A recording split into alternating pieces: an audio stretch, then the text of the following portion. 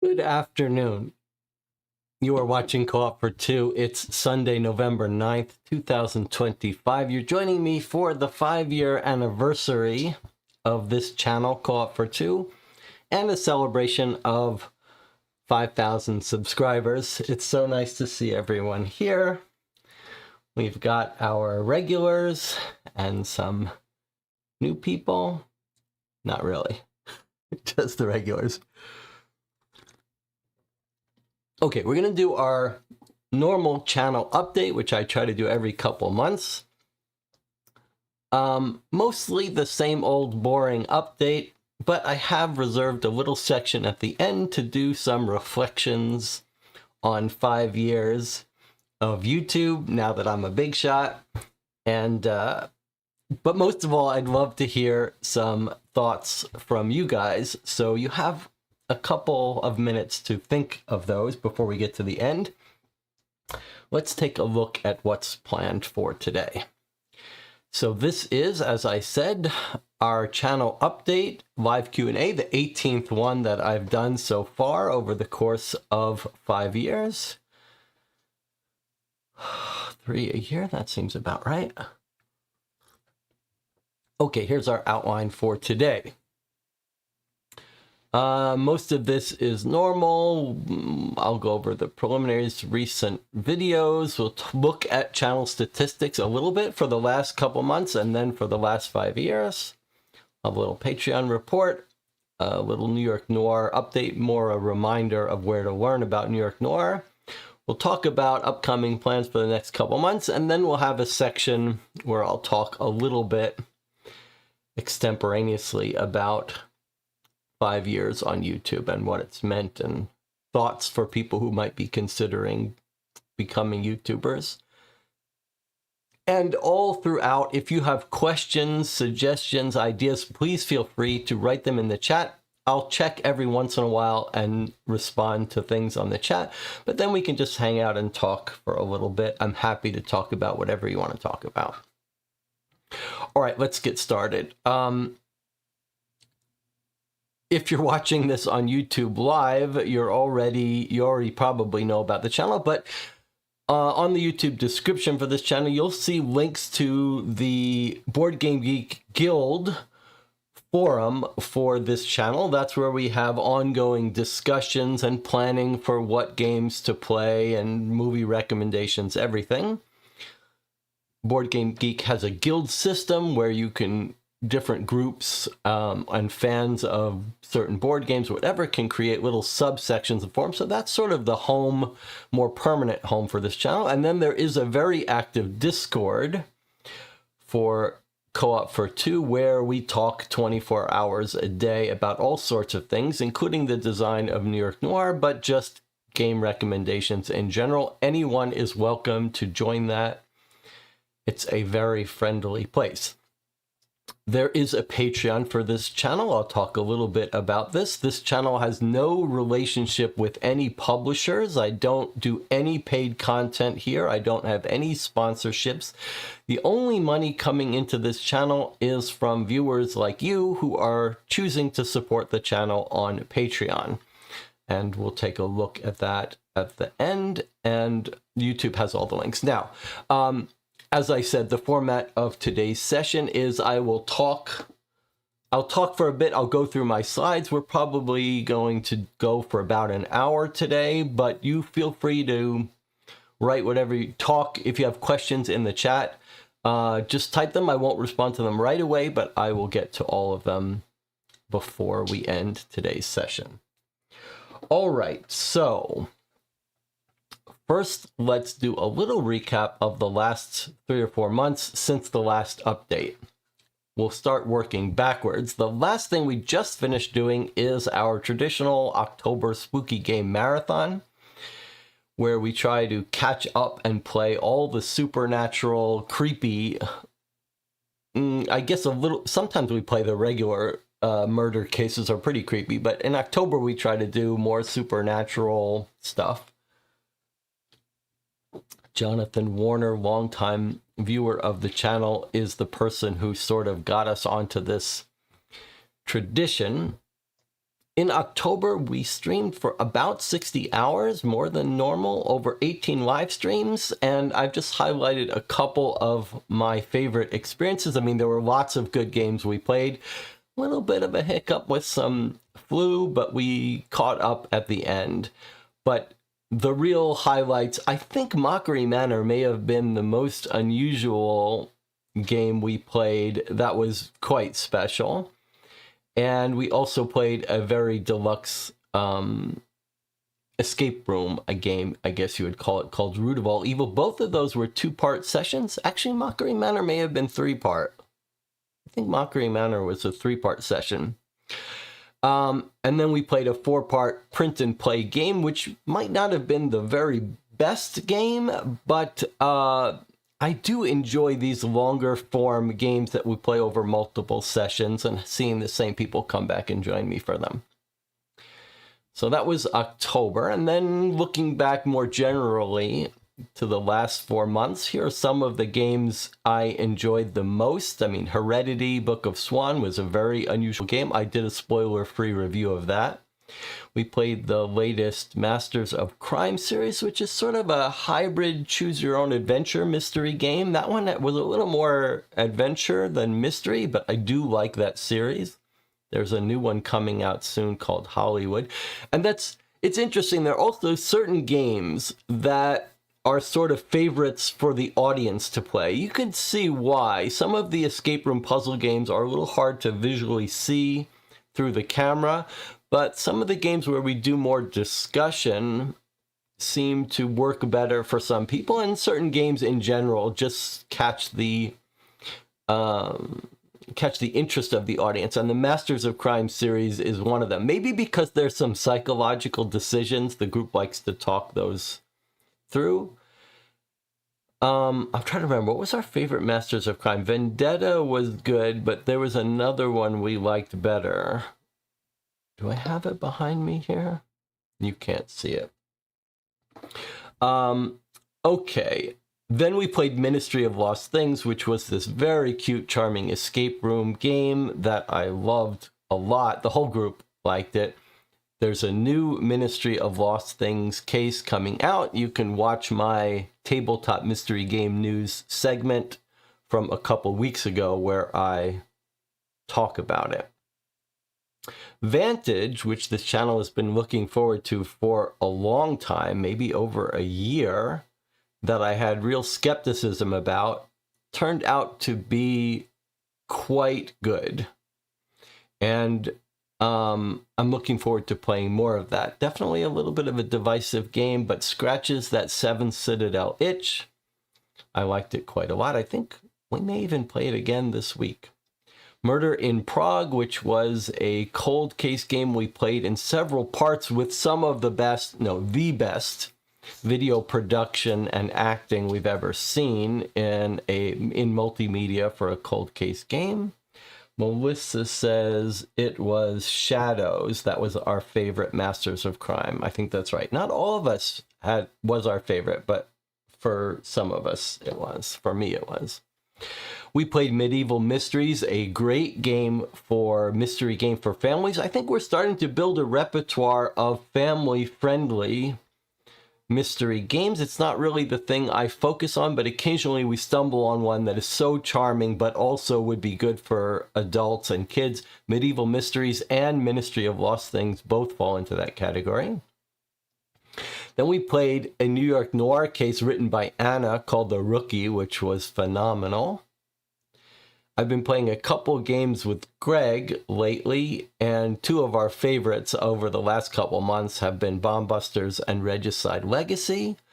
Both games might not be for everyone. You can watch our first impressions of both of those and then our final thoughts on Regicide Legacy. Both quite special games, but not for everyone. And then the other thing that I've been doing for many years now on the channel, these Dear Homes sessions on Sundays, normally in this time slot, I feel like they've been a little bit more enjoyable lately, not because the cases have been getting better, but because we've got like a regular group that shows up on Sundays. and a group that's really into the game, which I think makes all the difference. That's a good example, and maybe something that I should talk a little bit more about at the end of this. But there's a good example of, they're just letters. You read the story over the course of 4 months, and in the end you read the solution. And you could just read it. You could see people reading it and saying, what's the appeal? What's the attraction here? You just read it, and you read it each month. There are no actions. There's nothing to do. But we've got a group here who takes these cases very seriously and discusses them in the channel, discusses them on Discord after we play it, comes up with some crazy theories. It's just enjoyable to have the interaction around those games that we deliberately stretch out over weeks. Okay, what's up next? We're going to look at channel stats, but first let's check in with the chat. My mother has stopped by, one of the people that has encouraged me on this project. Nelson says, Murder in Prague was really good, great production with excellent acting. Elle says, love Dear Holmes, it brought me to your channel. YouTube says we've got 29 concurrent viewers. Jonathan Warner says, did you want to mention Legacy of Eastbrook Hill? Yeah, let me just mention that quickly since Jonathan brought it up. In fact, let me take a little moment to talk about something a little bit more in general as a little aside before I talk about that. Bunch of things I want to say about this, but a year or so ago, we played a game called Mortem Medieval Detective. And it was a good game. It was an experimental game that tried some new stuff, and parts of it worked better than others, but I think that was a good example of a game we played, had multiple scenarios. We played them all. We had a lot of discussion about it. A lot of interesting game design discussion around it. I recorded a review of it, a spoiler-free review, and it spurred lots of interesting, constructive criticism, discussion. It's one of the things I enjoy most on this channel when I can do a review. I think it was probably a pretty long review, where I talked about some interesting game design decisions, things that worked, things that didn't. So it was interesting because it was fun to talk about. It's interesting to play and think about. It was an interesting situation where we were pretty hard on it in places, and the designer, whose name is Sergei Minovich, Sergei Minovich, I think. Russian designer, I believe. He came by in the channel, and I was a little, like, it's always uncomfortable. It's always the potential for some real discomfort when a designer comes into the channel when we're playing a game, if we're not enjoying it or we're criticizing it. And it's very important for me, for this channel, to be able to talk honestly about games and criticize them, and when we don't love a game, say so. I've talked before about how YouTube, this whole incentive structure for YouTube and people doing paid previews, they're doing half reviews and half paid content and paid previews. They're dependent on companies for getting early review copies. All of the incentives are set up to overhype games. And when there's a brand new game, you quickly get out the review and talk about how great it is. And if you're a reviewer, if you start saying too negative things about games, you won't get the review copies and you won't do the paid content. It's very distasteful. I find it, it bothers me. It does bother me, but it is the nature of the thing. So I do think for that reason, reviews and coverage on YouTube tends to be overwhelmingly positive of games, often when it would behoove everyone to have a more balanced take on these games. But anyway, one of the drawbacks is occasionally a designer will come on and not be thrilled that we're saying critical things about a game. But Mortem Medieval Detective was a good example of a designer who came on and just was not bothered. Or, I mean, it's hard to, you could imagine if you're, especially if you're a new designer, it's got to hurt you when people are critical of your game. I don't know how well I would hold up to that, but he was a great sport about it. He talked to us about the game a little bit, but wasn't bothered that we had lots of criticism. He did a follow-up to that game called Mortem the Shelter, which was billed as an expansion, was really a standalone tiny little box. It's actually on the shelf right there, that we loved, and I recommended it quite a lot. That designer announced soon after that a new project that they were working on. Sergei Minovich was working on a project called The Legacy of Eastbrook Hills. 5 cases in this big box. It seems like much more ambitious game, but dark, supernatural, really looked great. We've talked about it over the years as we've watched it go from idea to actual crowdfunding. It is now on Kickstarter or GameFound, I can't remember which one. It has a very low funding goal, but there's a little bit concerned that it won't reach that funding goal. I have backed it with the help of the Patreon supporters of this channel. I hope you'll check it out. I hope that whether it backs or not, it will get produced. It is kind of crazy to me that we live in this world where these games are getting $1 million funding based on their miniatures, and that game, which is much more interesting to me, is struggling to get 15,000, 20,000 in funding. Maybe one of the themes we will return to at the end. The world isn't fair. It's bad. It's a bad mistake to expect the world to be fair. You're asking for disappointment. It's better if you just embrace the fact that the world is full of randomness and bad things happen to good people, etc. Try not to take it so seriously. I do hope it gets funded. I can't wait to play it. I'm sure it'll get, I hope it'll get produced no matter what, and we will be playing it on the channel when it does. Okay, let's see what else we have. Your Homes might be popular because it's one of the few streams on a reasonable time for Europe. You know, it does raise a question, like why most of my streams, I'm streaming at 10 or 11 p.m. overnight. 1 p.m.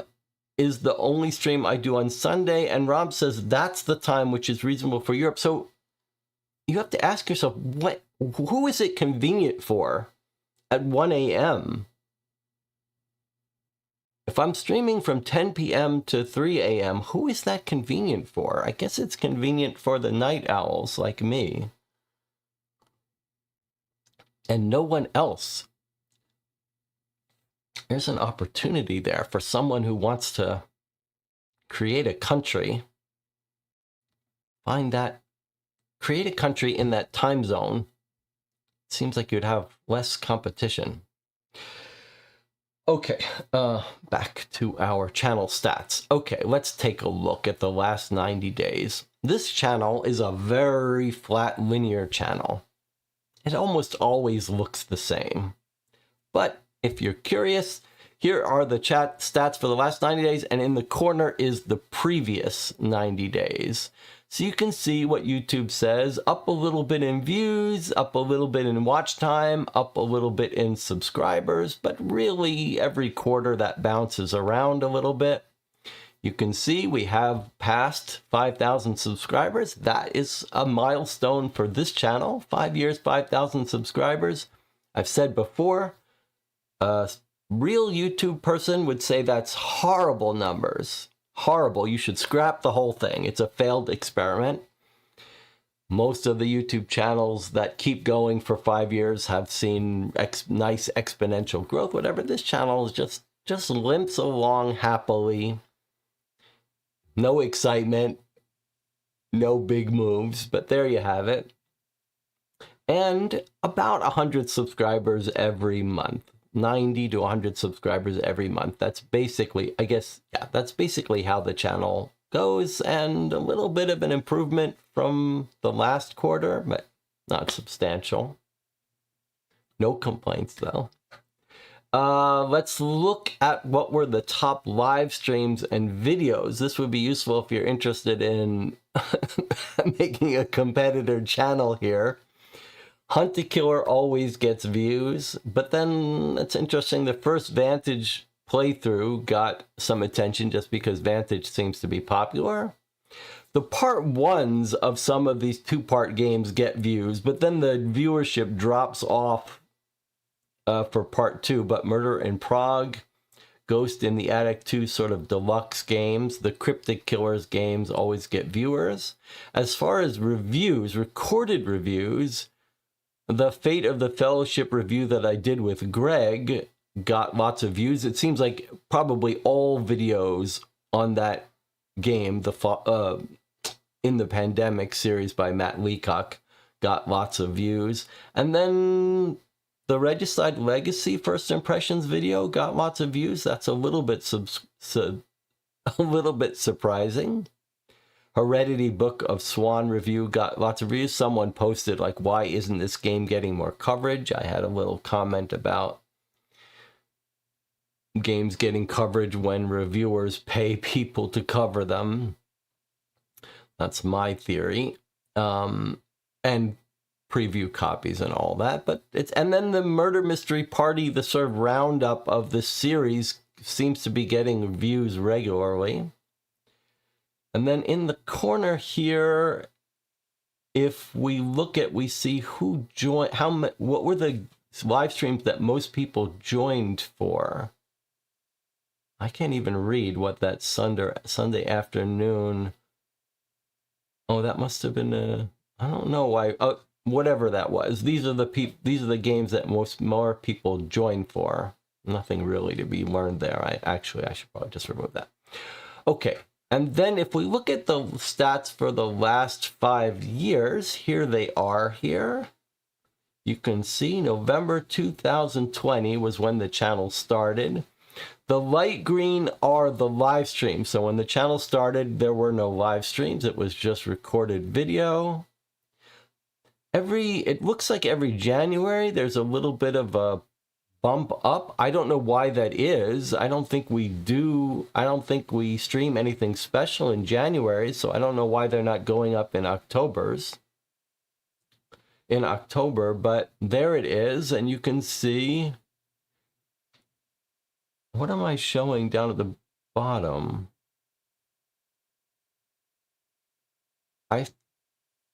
Views, something else is being shown at the bottom, maybe hours watched. I could bring it up, but there's no point. Anyway, you can see just a very slow linear line up. And split about 50-50 between the live streams and the recorded video. That's a little bit surprising to me. Because I don't put out that many recorded videos. Maybe we can talk about that at the end if you'd like to see more or less of the recorded reviews.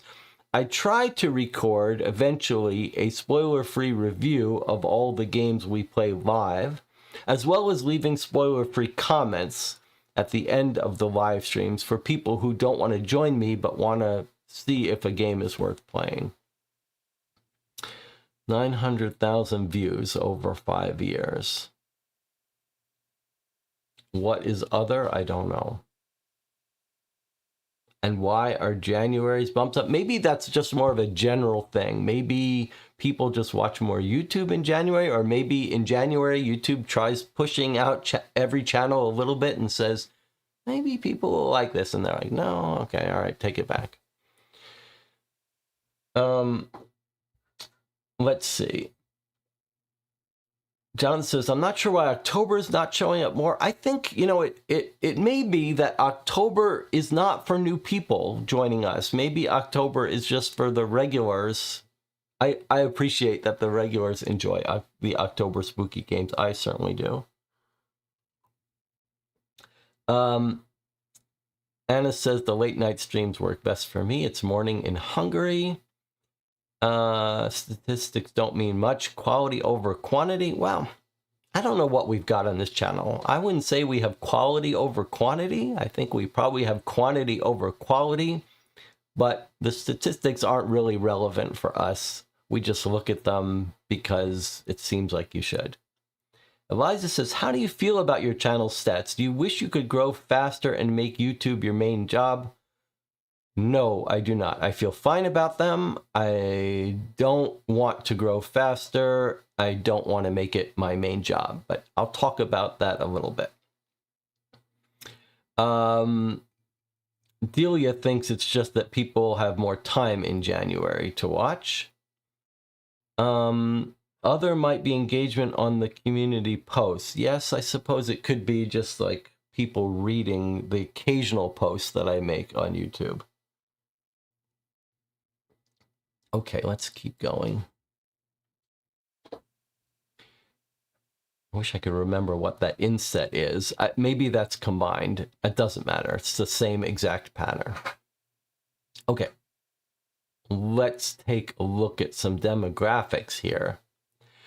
So of the people watching the channel, it looks like 53% are repeat watchers because they're subscribed. 46% are people who are watching who aren't subscribed.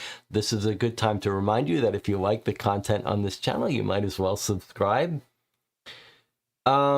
Here's the gender breakdown and age breakdown, which always this is the one stat that is sort of interesting to me. I'm interested in the gender breakdown because board games skew male, YouTube skews male.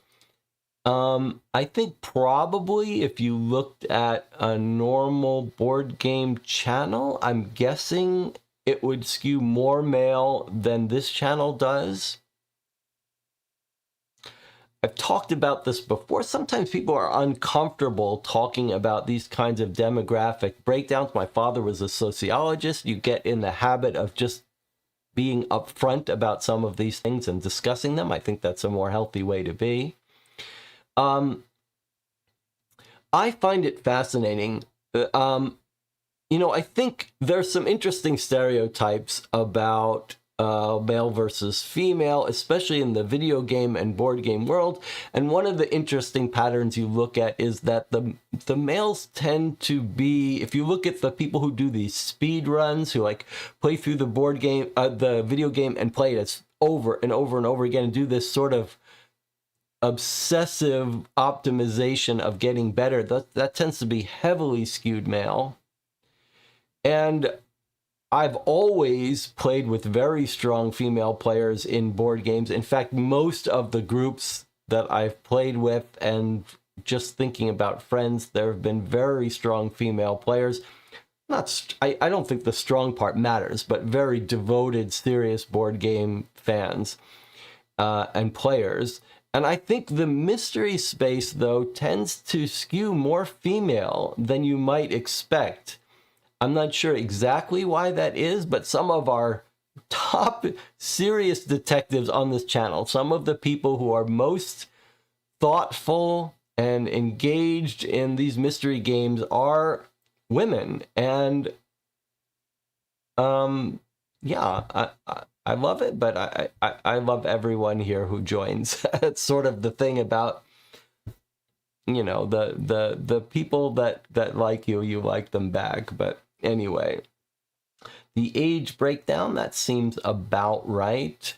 The geography breakdown, I'm not sure YouTube's stats on this are very accurate, but you can see 41% United States, and the rest, I don't know how that compares to other channels or content, etc. Okay, let's move along. What else do we have? Okay, so that's it for our stat report.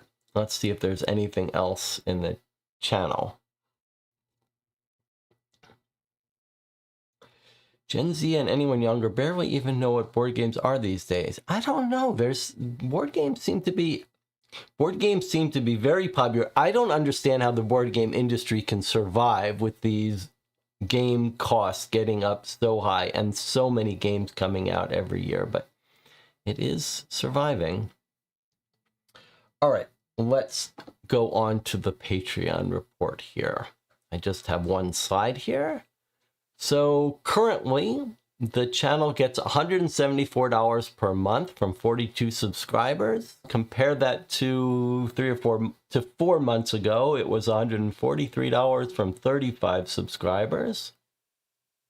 Whether you consider that good or bad, the Patreon hasn't been open for has been open for a couple of years now. It wasn't open for the full 5 years of the channel. I'm not trying to make this my full-time job. I am thrilled with this. I'm thrilled and so appreciative of the Patreon supporters of this channel. $174 a month makes a huge difference in terms of being able to purchase games and bring them to this channel.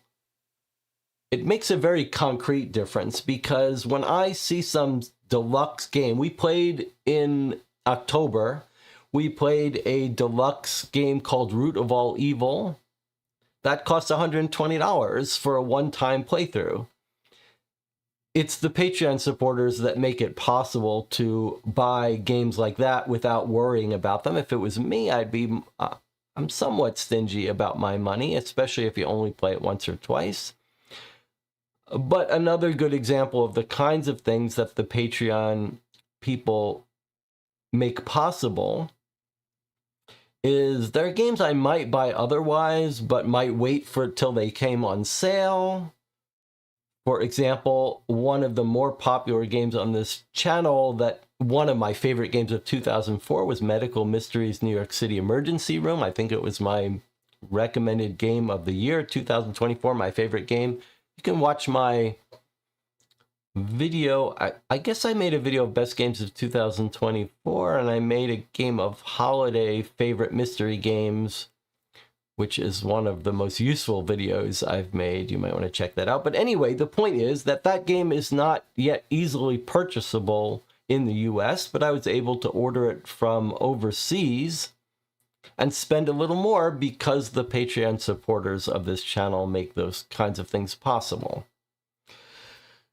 I want to ask you at the end of this video to make sure I don't get too annoying with the Patreon stuff. I mean, in one sense, this channel is going to exist regardless of that, but the arrangement that you and I have made is that I'm not going to feel guilty mentioning Patreon regularly, and you're not going to feel guilty about not joining the Patreon.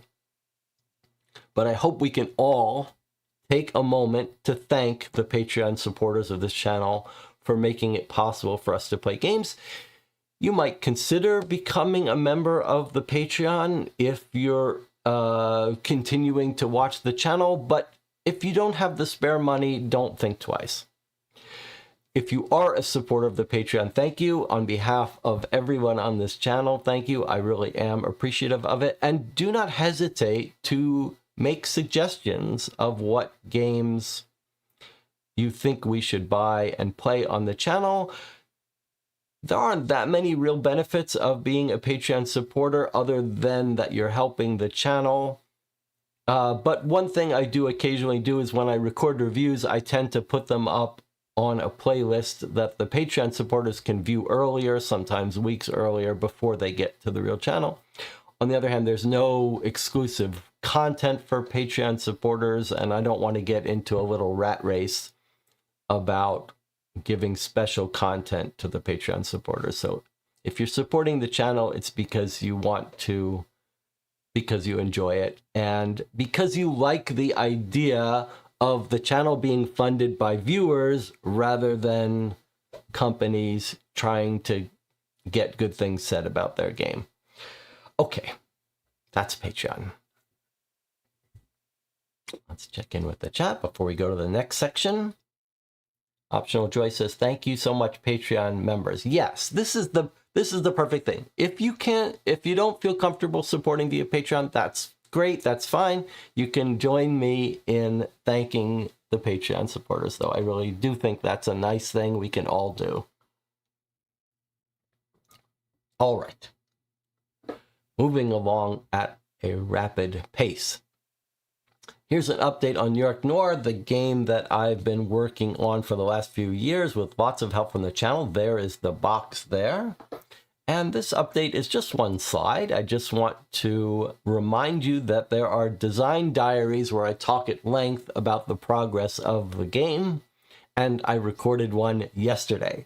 So if you're curious about the game, I've recorded 10 of the design diaries so far. I think number 9 was the most most shiny, the most showy, showed off lots of new stuff. So you might want to check out Design Diary number 9. But if you want to see the latest situation, latest progress on the game, you can watch the one from yesterday. You could stop by the Board Game Geek page for New York Noir. There's a game page for the game. There are 10 playable cases currently out, 3 by me, including a perfect introduction demo case.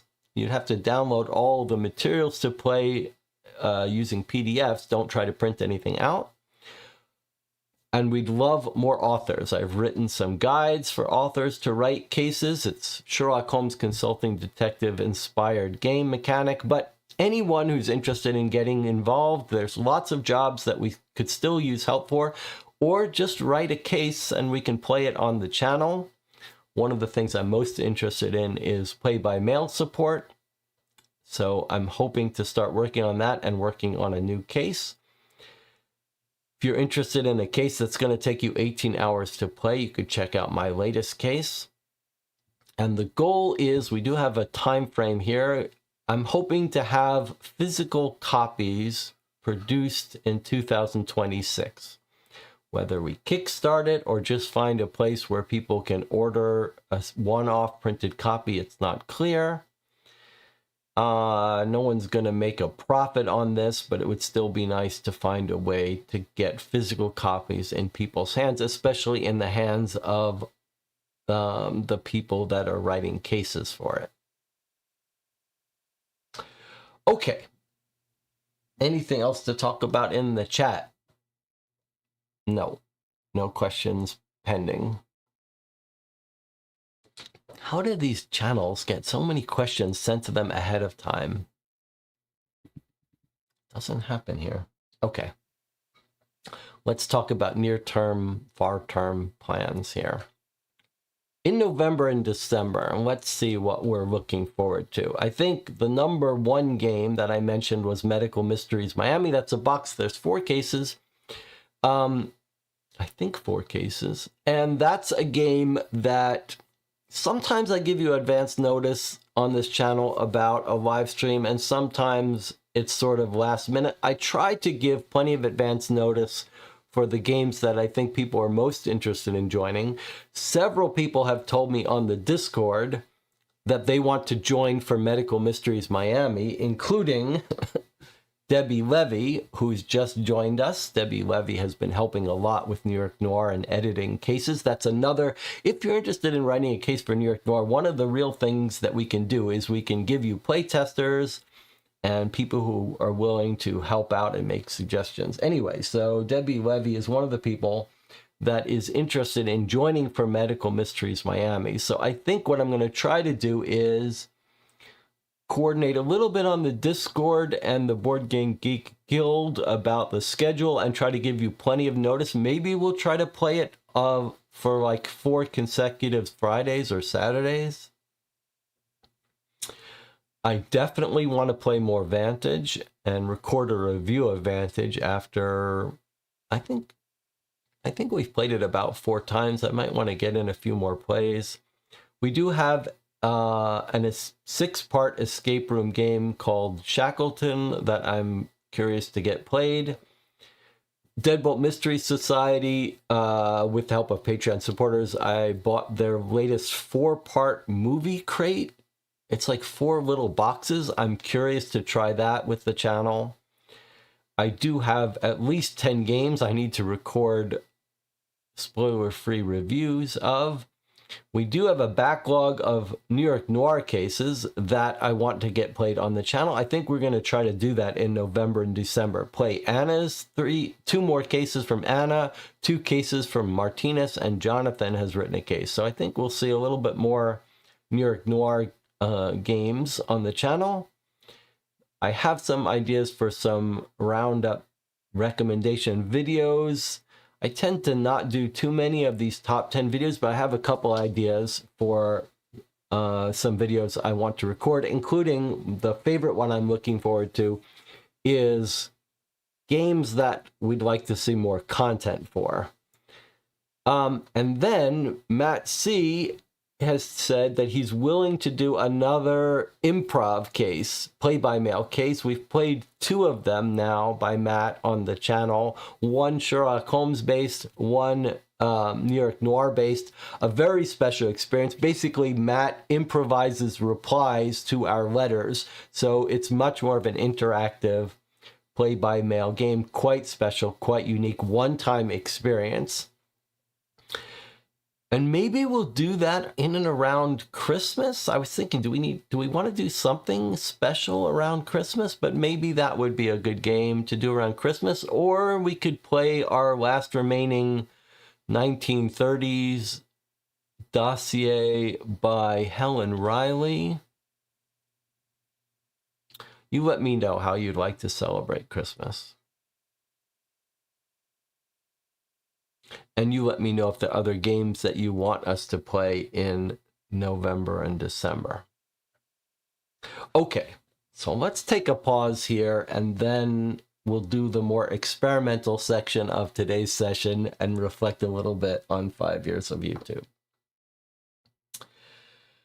Derek says, when are we going to finish up the Dear Holmes play-by-mail Return of the Ripper? That will be, if all goes well, next Sunday at 1 p.m. at our regular Dear Holmes time. I've talked a little bit. We've played through all of the letters of clues. It's been a very interesting case. In fact, we had a very interesting discussion in Discord about some last-minute theories, and I'm sort of holding off on whether my decision of how good this last case is going to depend a little bit on how it ends. There was an interesting discussion last Sunday and on the Discord about this disguise kit we found under the bed and how many people are impersonating each other. There were some interesting theories about that. If all goes well, we will finish that case, Return of the Ripper, tomorrow at 1 p.m. You've got time to catch up on the previous episodes if you haven't. I have an ulterior motive for delaying it until next week, which is I don't have the solution letter yet because Dear Holmes had a little mix-up, but they say those are in the mail to me. So I'm looking forward to reading the solution to that myself this coming Sunday. All right, let me get my coffee here. Switch from tea to coffee. What is everyone drinking today? I've got my Mexican Chiapas from Mad Goat, the local roaster here. This is my go-to coffee of theirs. You really can't beat this Mexican Chiapas. All right. Let's take a little minute. Like, there has to be some grousing on every video, and sometimes I grouse a little bit about the coffee YouTubers world.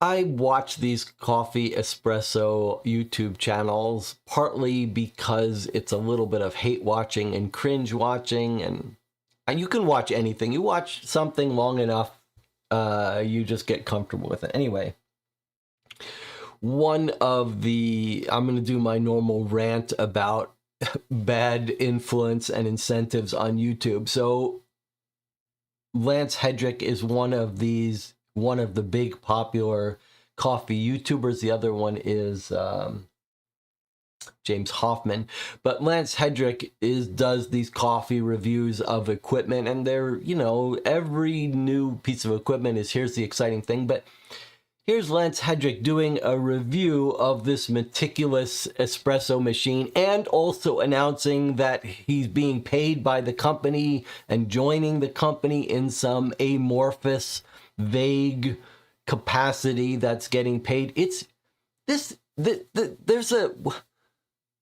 There's an interesting, somewhere on YouTube is someone talking about improper ethics, and there's so many wonderful things that have happened with the internet and YouTube that has made it possible for anyone to review movies and get an audience, and anyone to review TV and books. It's just amazing. In the, 30 years ago, you had to be an editor at a newspaper, and only a handful of movie reviewers and so on in big newspapers. Now anyone can, if they can do a good job, they don't need any major publication. But one of the interesting things is there's this discussion between a movie reviewer at a newspaper and some YouTubers, and they're like, well, is it okay for me to accept a vacation from a company that I'm reviewing? And this guy, who's the old school guy, is like, of course not. You can't accept a vacation. You can't accept promotional items. You can't accept gifts. That's totally unethical. Total hard line you do not cross. You do not accept dinners out. You don't accept gifts. And then you go to YouTube and these board gamers are like, look at this gift I got from this publisher. It's like, no, that's unethical. You should not be accepting gifts from companies you review. You can't accept you can't accept a paid position to be a marketing person and then record videos that are like, here's my review of this product. It's totally unethical, totally biased. Shouldn't be happening, but it's just the new world we're in.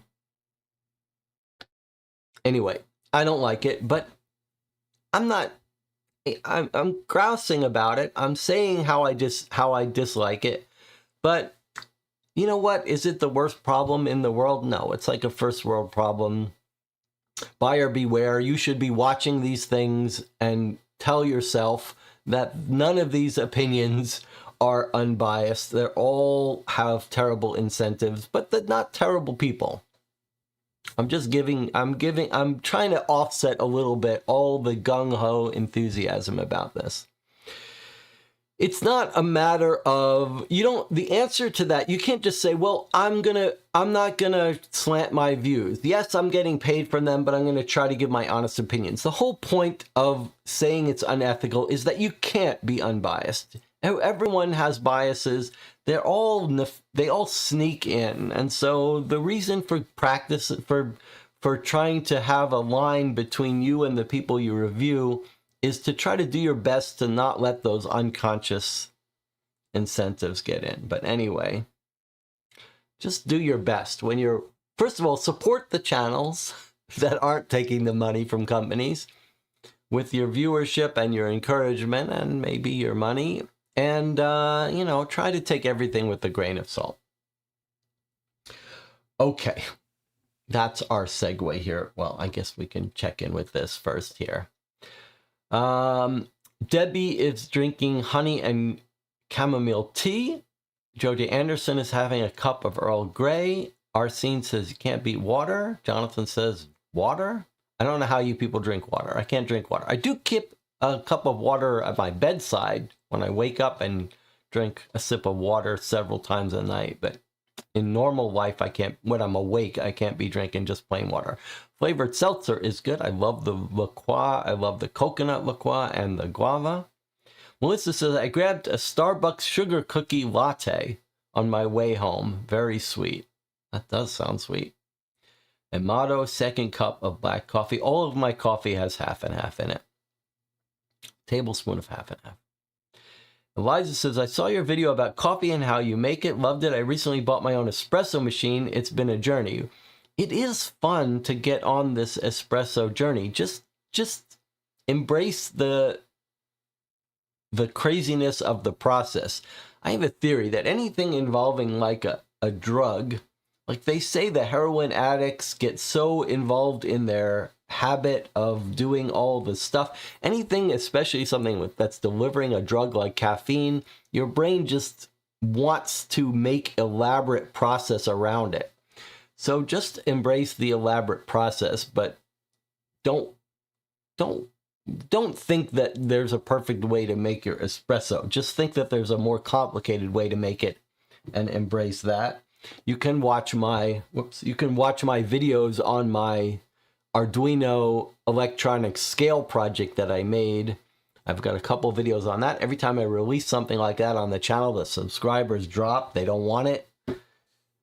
people are very, I mean, it makes sense. You subscribe to something for board game content and you see some video up about some electronics. You don't want it. That's why YouTube says, you know, you should really specialize your channel. That's why people have said to me, you can't be having mystery games along with regular board games. But I'm taking a different approach. My approach is I put different stuff on the channel and everyone unsubscribes until the only people that are left are the eccentric people who've got odd esoteric tastes and multiple tolerances for craziness.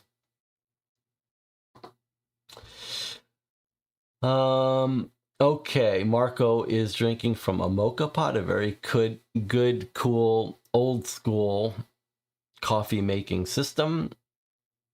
Delia is responding to my stuff about incentives. I agree with you on not accepting gifts. That's like taking a bribe. Does drive me crazy on the craft shows I watch. Get a lot of free yarn and things. I skip those videos every time. I mean, I have talked more at length about this. I do appreciate that people who would want to make content have to have some way of getting supported. Like, I don't want to begrudge. I don't want to say that the only people who can make YouTube are people who are independently wealthy and have separate streams of income. I completely understand the idea that if you love making content and you're doing a good job, you have to have some way of getting income. I don't want to restrict it to people who can't make income. I just think that the being funded by viewers is much healthier, and so I just want to encourage people to do that. You're not going to make a full-time living on it that way, though. Let's see. YouTube should allow a single channel to publish multiple topics and make it easier to distinguish. Yeah, it might be useful to have a way to... There is a system, actually. If you... one of the things that they tell you is occasionally, like if you're going to put a video on YouTube that you don't think most of your subscribers will like an electronics video, what you can do is you can mark it as don't tell people about this. You're like, just put this on my channel, but don't tell the subscribers about it. If they find it, they find it, but don't notify them about it because they're likely to unsubscribe. So it's sort of an antithesis of what you would expect someone to do when they make a new video. But there is a way to say, don't push this on people because they're not going to like it. And Greg and I were talking about how every YouTuber has to do these apology videos. I have not had to do an apology video yet in 5 years.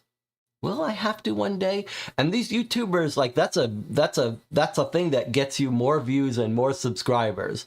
So like, that's the system. You want more subscribers, you gotta do something bad on purpose, and then you make a video with a very sad thumbnail. You're like, I have to come clean, or I did a terrible thing. And I'd rather not do that. I'd rather not do that. Now, there is a folder on the computer called the woke folder I've talked about. That's probably a bad name. That's probably going to make people suspicious. When Greg and I do reviews, especially long ago, occasionally we'll say something that could sound a little, what would you call it? They're never political. They're more like, look at that girl, look at that woman that we just played Chronicles of Crime and she's a suspect. Maybe we'll make a little comment that might seem a little, what is the right word for it? Risque?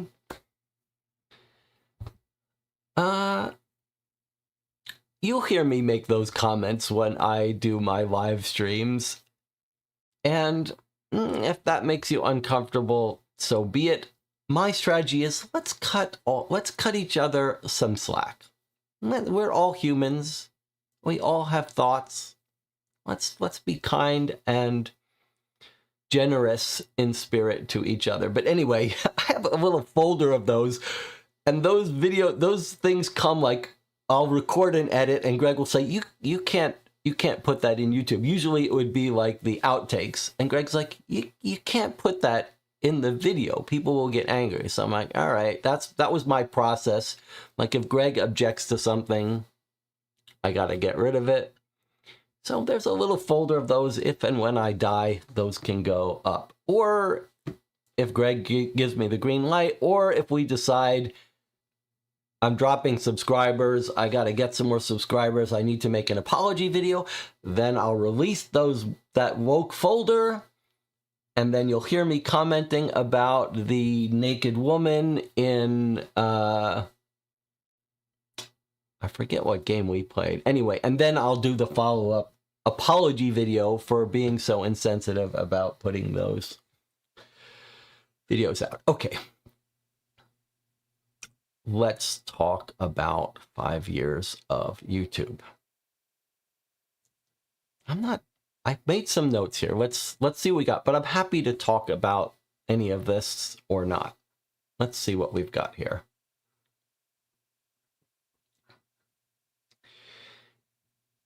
So a lot of these are just surprises. Most of you know that I started this channel without a clear reason.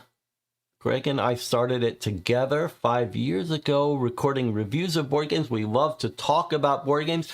I enjoy talking about the games more than I do playing them, and reading rule books more than I do playing them.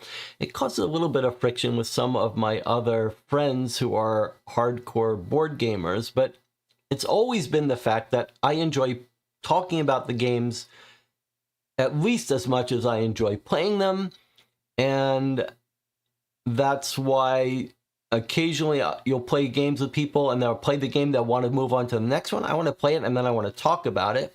One of the reasons that Greg and I connected so well playing board games together is we both love talking about the games after we play them. In fact, sometimes you got to stop yourself in the middle of the game. You start to talk about what the game experience is. Like, all right, let's just wait till we finish it, then we'll talk about it. But anyway, one of the real surprises for me about this channel is how enjoyable it has been sharing the experiences with you all. Both talking about them, interacting with the chat, talking about a game after we play it, but just also the experience as we go, as we play the game. Just being able to share that experience and talk about the games with others has been really a huge enjoyment for me, and I'm very appreciative of it. I do want to mention, I don't know how relevant this is for this channel, but I was just reading a book by Jonathan Haidt on something about happiness. I can't remember the full title of his book. It's something happiness. It's a mixed book. There's some interesting parts about it.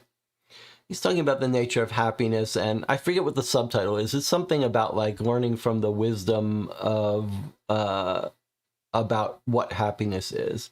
But in this book, one of the things he talks about that really quite resonated with me, and I wanted to share it with you, is he talks about this concept of vital engagement, which I think he didn't coin. I think the person who studied flow talked about this. And I really do think there's something about flow that is especially important to me, but is one of the secrets, one of the tricks that's happening with when you get in front of a camera for YouTube or maybe for anything. So let me just talk about that first. The concept of vital engagement is this idea of finding, I think they were talking about mostly in the context of helping people find work that they love or finding their passion in life, and talking about these two components. And one component is finding something that puts you in the flow when you're doing it. And for those of you who aren't familiar with the concept of flow, it's basically some process where you get so involved in it that you forget everything else. It's sort of like time stops. You're totally focused on what you're doing. Your whole mind is oriented towards this thing and you're not getting, time goes by quickly, you don't even realize what you're doing. You're sort of on automatic, but using your skills. So like if you're a writer, maybe you struggle to get in the groove, and then all of a sudden you find yourself just writing and it's just clicking, everything's working. As a programmer, that actually happens a lot, and it's a very enjoyable part of programming. But anyway, that's the flow stuff. And then this vital engagement is combining flow with something that's sort of meaningful, rewarding, connect you to others, and feeling like you're doing something useful.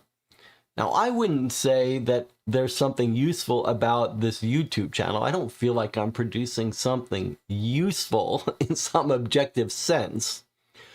But I am appreciative of how much this channel has allowed me to do something that does produce this little flow state of playing these games and talking about them, and that's coupled with a satisfaction of being able to share it with others and get encouragement and feedback, and just being able to connect with those of you who are watching, both live and in comments. So I do want to seriously let you know that how appreciative I am of your time, of the time that we get to spend together here. I don't think either of us are doing a favor for the other person. We're just enjoying each other's company here, but that doesn't mean that you shouldn't appreciate that, and I know I am appreciative of it. Okay, and I guess here, this is to remind me to really be appreciative of those of you who have taken the time to encourage this channel, to be here, to encourage me for 5 years, and those of you who have joined me and have just made this whole process more enjoyable. Jonathan Warner is here and has been playing these games with me for so long. I'm so appreciative of Jonathan Warner, but everyone else who joins me in these discussions, who hangs around after the playthroughs to share their thoughts. Really appreciate all of that. Okay, so before we talk about some other things, let's see. Planning apology videos in advance. I love it. Really enjoy the way you run this channel, Jesse, says Perry. Thank you.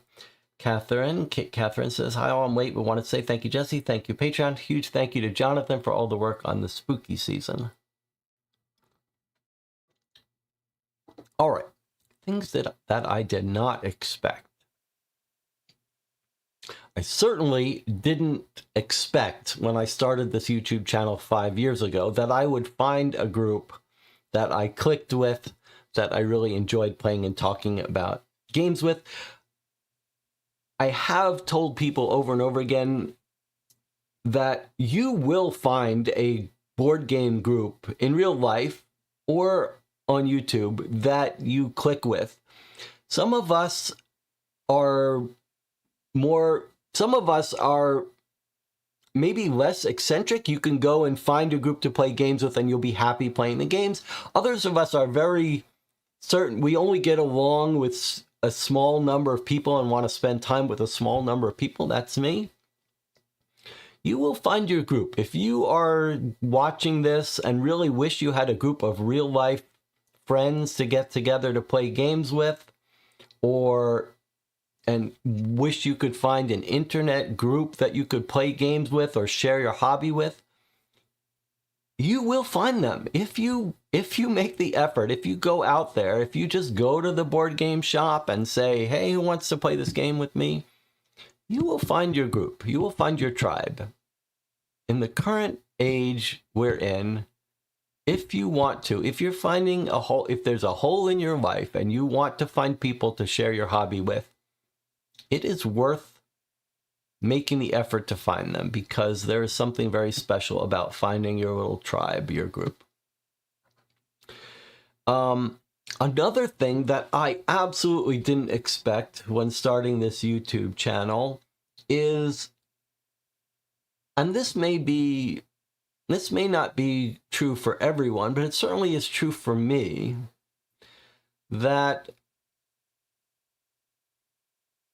my enjoyment of a game is 50% the game, that I would enjoy whether I was playing it alone or with whoever, and 50% is if the other people are interested in playing that game. And even if it's just, I'm curious to see what this game is like, that makes a huge difference for me.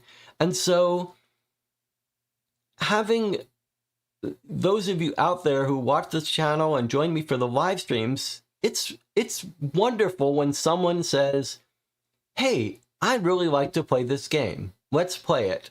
That makes a huge difference in terms of my enjoyment.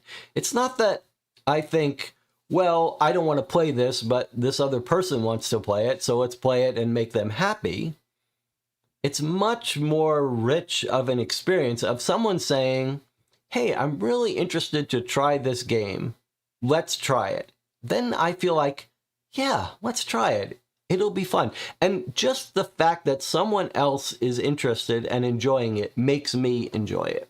So that has had a huge impact in the enjoyment of playing these games, because every time we bring out a game, even if it's if it turns out to be a bad game, the fact that we were all interested in it changes everything, makes the whole process fun.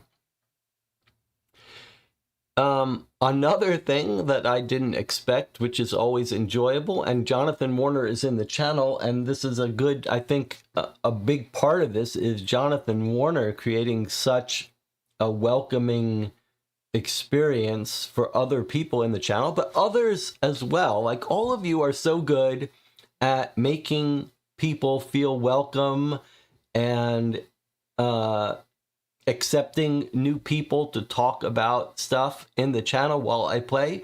I think that's one of the secret ingredients of why it's so enjoyable for me to live stream games, is I enjoy the fact that I don't have to constantly be interacting with the channel, that I can do it periodically, and that I don't feel like I'm neglecting anything, because I know you guys talk amongst yourselves. And for some reason, I find that quite enjoyable. I think it's quite nice when I look over the chat and you guys are talking about some theory or something, so you're not waiting on me.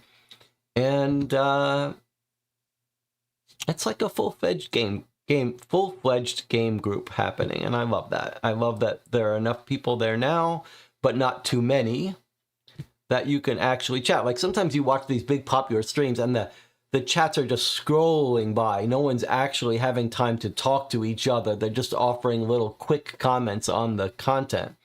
And I think one of the values of having a small channel is that you guys can talk, have actual discussions. Same thing goes for the Discord and on the Board Game Geek Guild. Another thing I did not expect is getting so visibly angry and frustrated during some puzzles on the channel. Now, I think this is a little bit of a reflection of, like, the first year I was probably on my best behavior. And I would if I would get frustrated at a game, I would be able to tamp that down. I think at year 5, we've seen I can absolutely go on tilt. I am not proud of it. In fact, it mystifies me often how angry I can get and why. And I think some of that, I'm trying to use it as an opportunity to get better. I don't have a short temper with people. I don't get angry at people, but things frustrate me. And we're learning what kinds of things frustrate me and why. But part of it is that I feel like there's a little bit of a clock. I don't work well under pressure.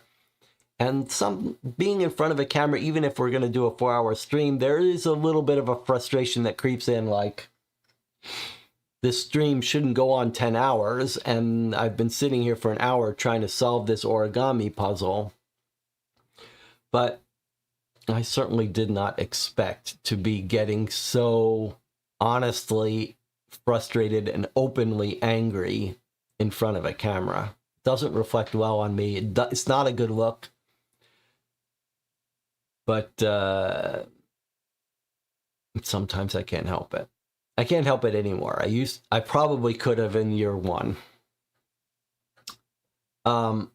Another thing that, if you've been watching this channel for 5 years, you have seen, which is something I totally didn't expect, but now I can see how serious it may be for not just me, others, is how much YouTube can fuck with your real life friendships. And it did ruin a good friendship with Greg. We've rebuilt it a couple times. We're currently good friends, and we just finished getting together and playing games for a couple days.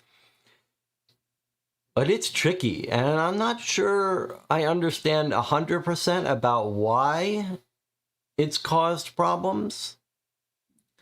But it's something to worry about if you're thinking about doing YouTube. And I'm not sure how to avoid that, but yeah, maybe we can talk about that again later. But so far, knock on wood,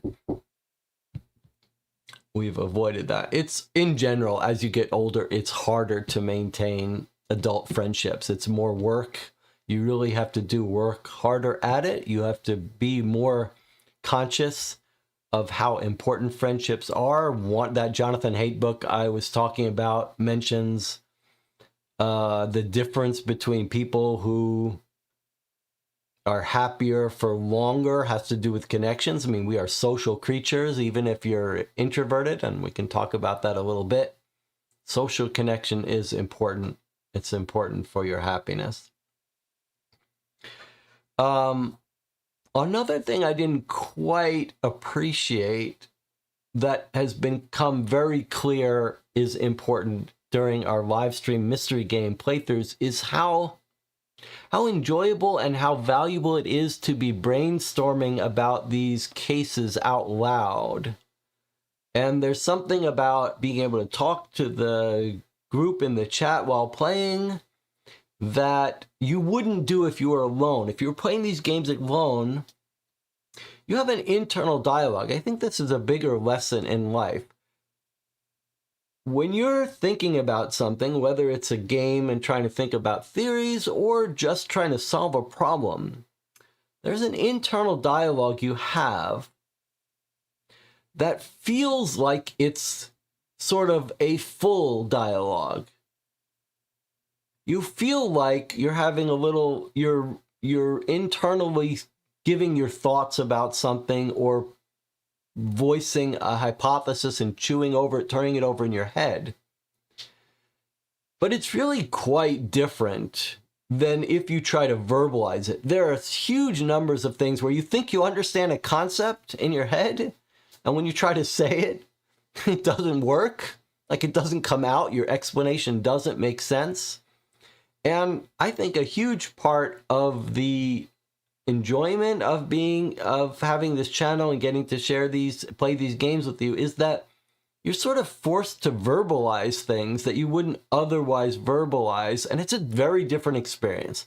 It's a very different experience interacting with someone, saying it and then getting feedback and hearing other people's theories. But it's also a totally different experience playing these games where we're trying to figure things out. And playing them solo is a much harder, different experience than having other people to bounce ideas off of. And it's really some of the most enjoyable moments on this channel have been brainstorming with the chat back and forth and sharing theories. And then occasionally we have those wonderful moments where we're talking to each other, trying to work out a theory or saying a theory that sounded right. Then you get some feedback. Maybe it doesn't quite make sense, and then we stumble on the right theory. I mean, that's the most enjoyable part about these mystery games is, and in fact, a good example we had while playing Mockery Manor. We had some theories. We were talking, verbalizing them back and forth, and then we went down a path where we realized certain things and figured it out. When those moments happen, boy, That's what I live for. Those occasional moments, even if we only get one every 6 months, where we have a real special experience solving a case, that makes it all worthwhile. The other thing I didn't quite expect is how much I enjoy these longer multi-part games and how much I enjoy doing these recaps. There's something very enjoyable about playing a long game and then coming back the next day and saying, let's try to recap what we've learned. For some reason, that's enjoyable. I also didn't expect to enjoy so much sharing these long, again, it's this idea of games that are stretched out over a longer period. And I also enjoy when we share book, TV, movie recommendations. I try to do it. Maybe we should do it more often. I appreciate there's some threads on the Board Game Geek, but I enjoy doing it as part of our get-togethers when we have our live streams as well. Okay, let's check in with the chat. We're almost done here. Being frustrated makes you human. I think we can all relate. In all honesty, it's kind of entertaining when that happens. I agree with Delia. Often the frustrations in the game are frustrating for us watching and playing with you too. I'm more surprised how you don't get tired after talking for hours in those long streams. It's much easier for us just listening to go on for so long. Well, you know, it's interesting that it obviously takes a special kind of person to be able to focus on these games through the screen. I don't know how you guys do it. But it's sort of a there are different things being challenged by the different roles we have. And maybe we're feeding off each other. I don't know, but the long talking is not exhausting, but I am occasionally self-conscious about how long it's taking. And occasionally I think, boy, why am I not getting this puzzle? And sometimes I think, oh, maybe this channel is like, maybe you watch this channel because you can see how like this is like the special needs person. Occasionally that's how I feel, like I'm the special needs person trying to solve this puzzle that should be obvious, but I'm not getting it.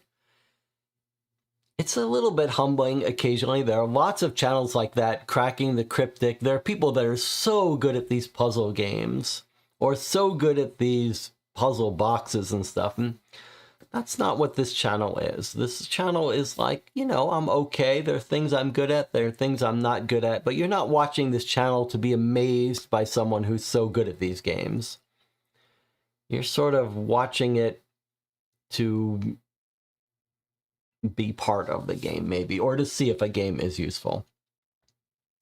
I like the short mysteries that lasted only an hour, so that's why I hoped for more of those shorter yes/no mystery card session. You do your thing. Yeah, I like to mix them up. The games that stick with me most, though, are the longer. The longer, the more rewarding, memorable the games are for me. Okay, I think this might be my last slide. Advice and lessons learned for potential. So if you're watching this and you're thinking, maybe I should make a YouTube channel, here we have a couple of thoughts here.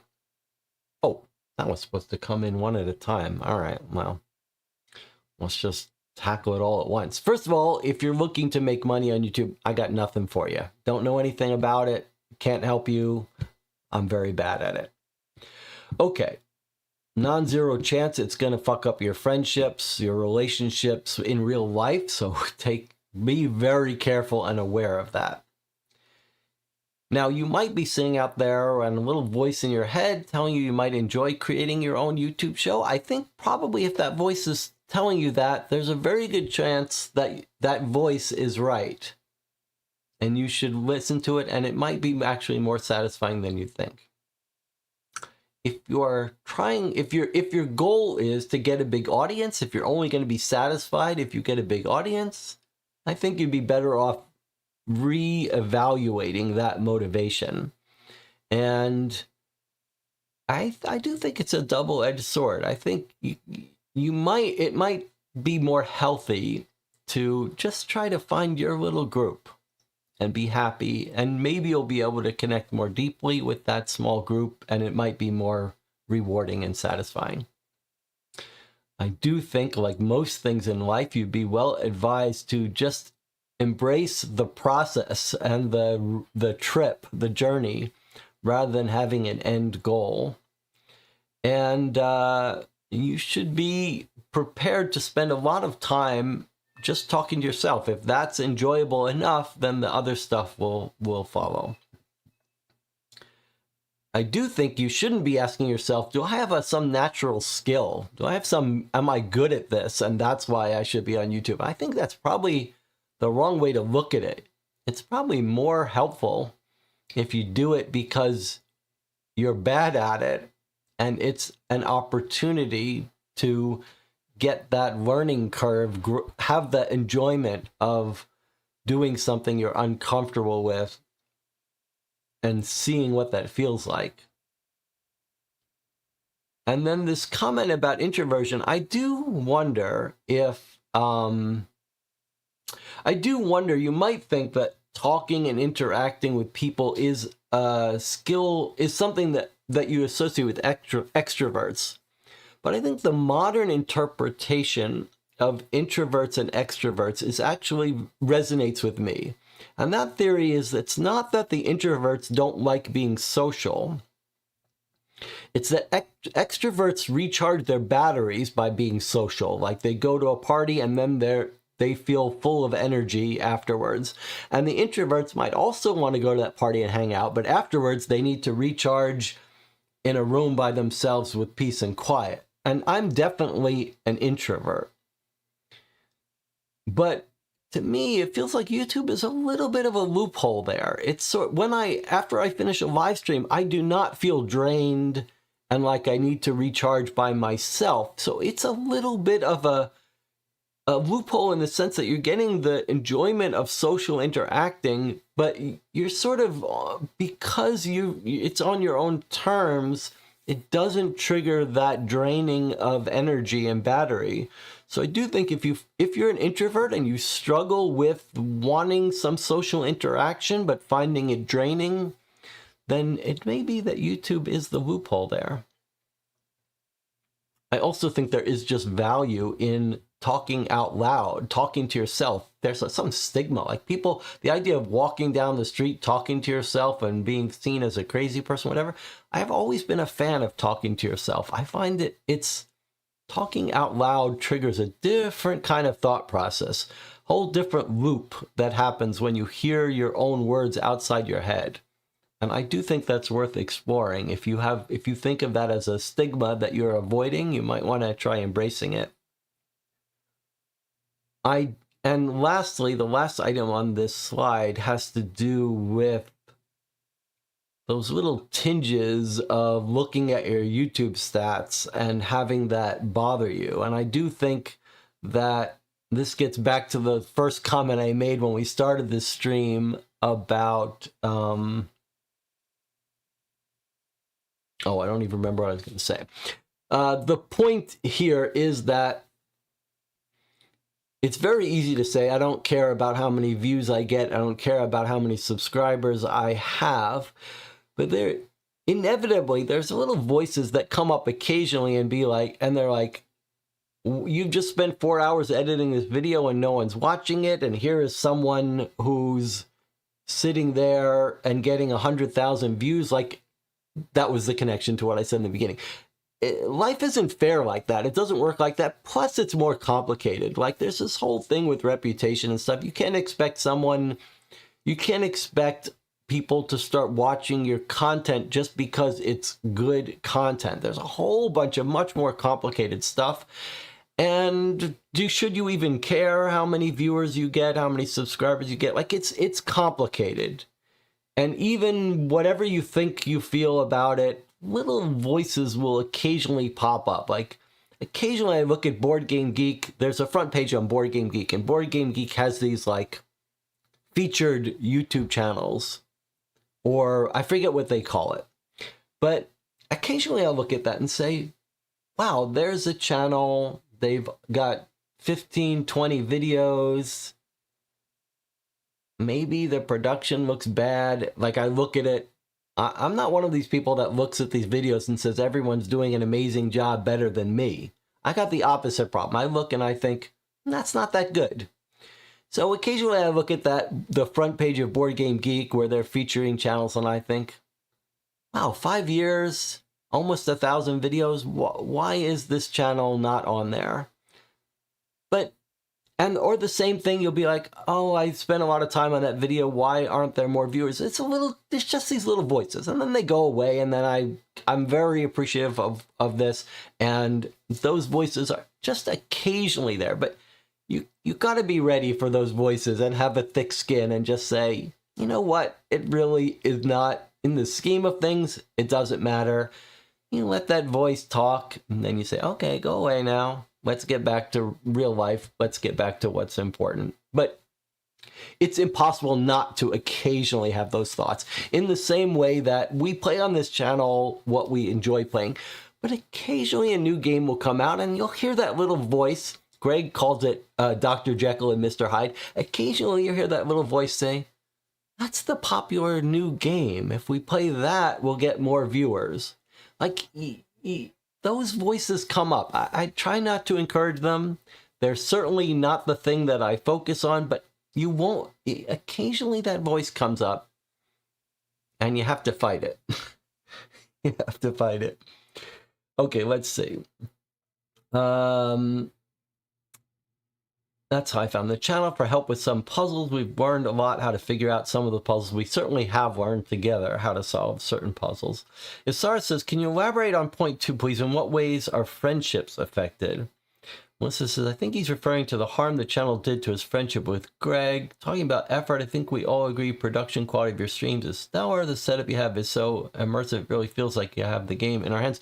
Well, I mean, I think there's lots of room for improvement of my setup, but I hope we can figure out together ways to balance my enjoyment of playing these games and what you can see. I have spent lots of time on some of the plugins that I've written for this channel, and I hope they help a little bit. I'm all about bang for your buck. Like, what's the best, what gives me the most improvement with the least amount of work? When I can find areas where I can do that, I'm happy. And there's certain parts of this production, like the OBS plugins that I've written and things that are just enjoyable to figure out how to get right. Isara was asking about my comment about messing up friendships. So let me talk about that a little bit, because that's maybe one of the more interesting psychological aspects of this.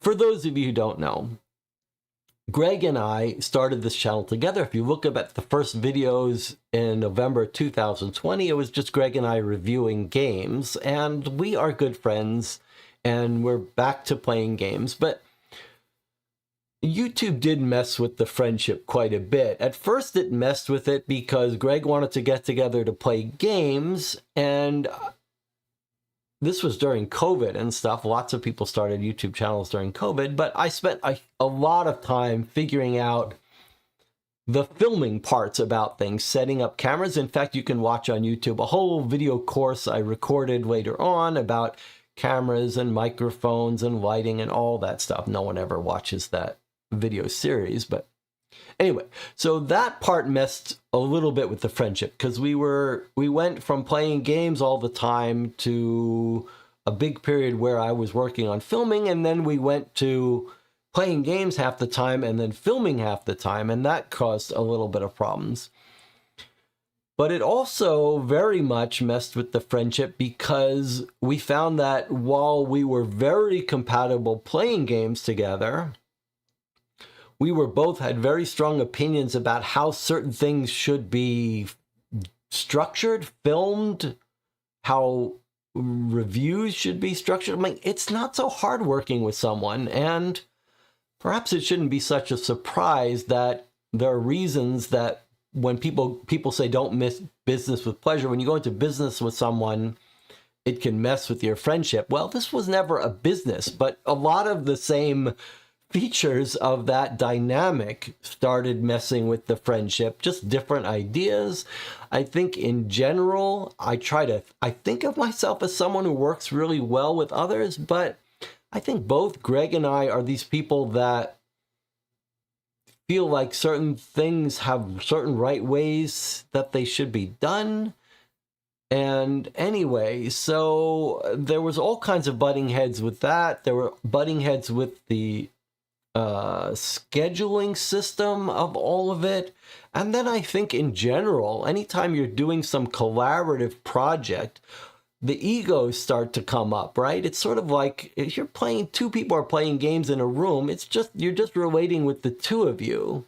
As soon as you're presenting something to the world, to other people, then the egos start to play a role. That becomes problematic, and then all sorts of stuff start to flow from that. Then at some point, you know, everyone's on edge. You're sort of pushing,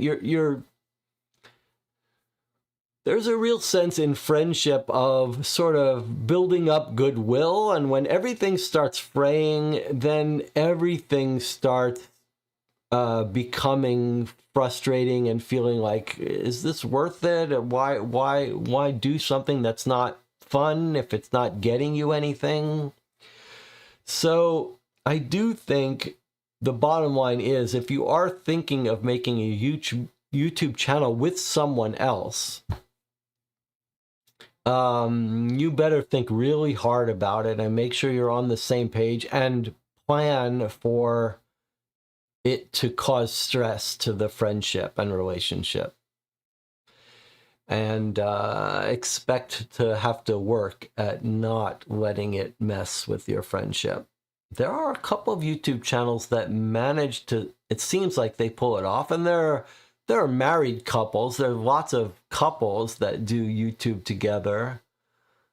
And sometimes that seems to work. Sometimes I feel like one person's not really into board games and they're just doing it for the relationship. But when it works, I mean, it seems ideal. You're doing something you love with someone you love and all that, but it's not as easy as it sounds. Let's see. I'm curious. We're planning on playing at least one interrupted game. Yes, we were planning on playing Calling Card from Key Enigma. I'm very curious. I guess that was a contact related to Melissa's comment that we've gotten better at some puzzles. So I am very curious how that will go.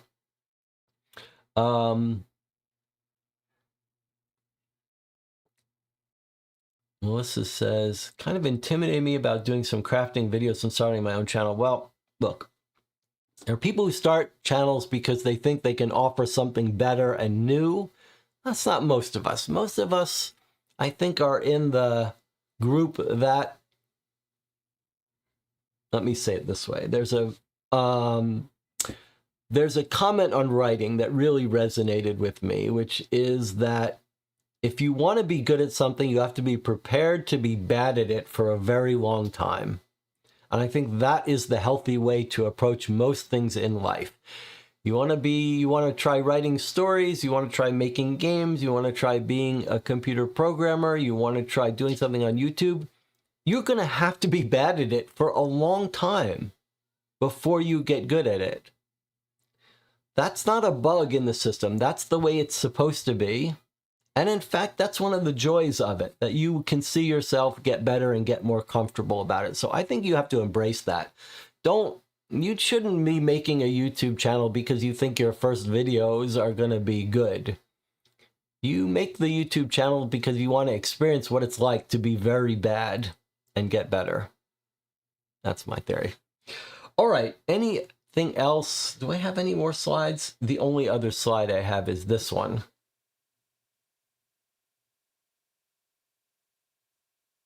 How can I improve things we already enjoy? New ideas for things we can do? How can I avoid people getting annoyed with me mentioning Patreon?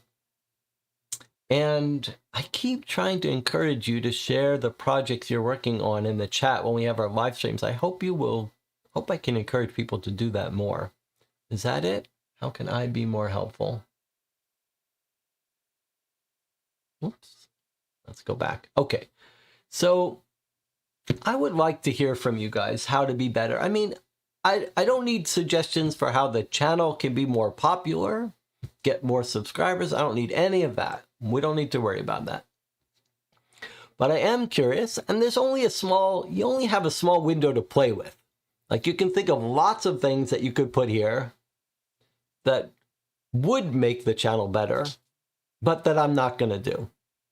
So we got a tiny little window, but if maybe you can find some ideas or suggestions, improvements that also are enjoyable for me to do, or that would be experiments. I'm happy to experiment with stuff. Any thoughts from the channel? And I guess I got to keep this on the screen for a bit